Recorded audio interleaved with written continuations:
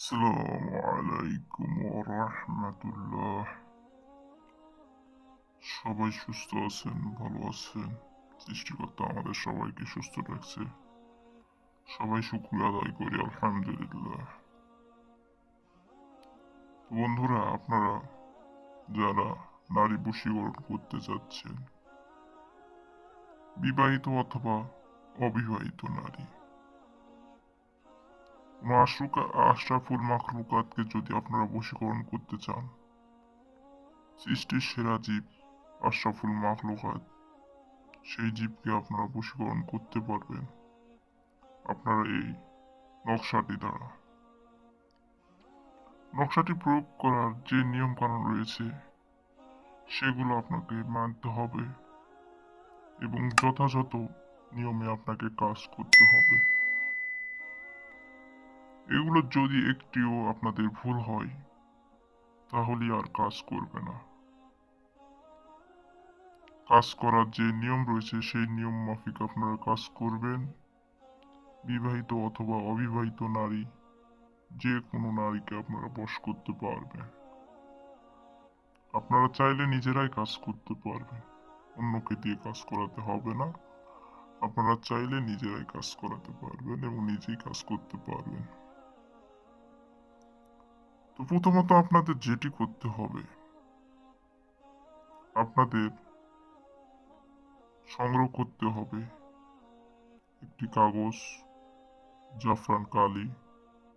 এটি দিয়ে আপনাদের এই নকশাটি অঙ্কন করতে হবে এবং নিচে যে আয়াতটি দেওয়া রয়েছে এই আয়াতটি আপনাদের অঙ্কন করতে হবে।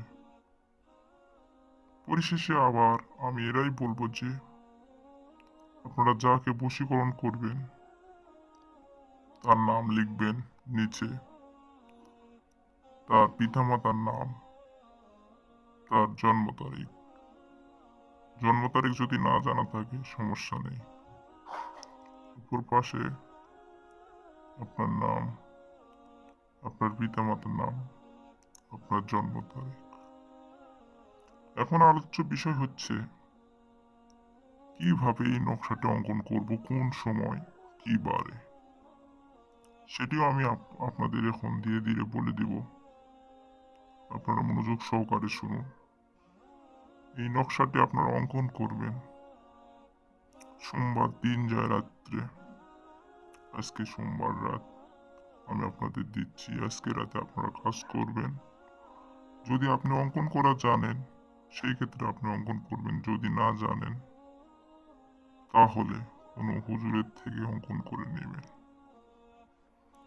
এখানে ভয় পাওয়ার কোনো কারণ নেই, তবে হ্যাঁ, হিতে বিপরীত হতে পারে।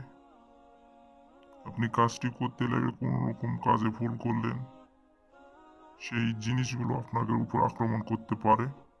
মনোযোগ সহকারে কাজ করবেন।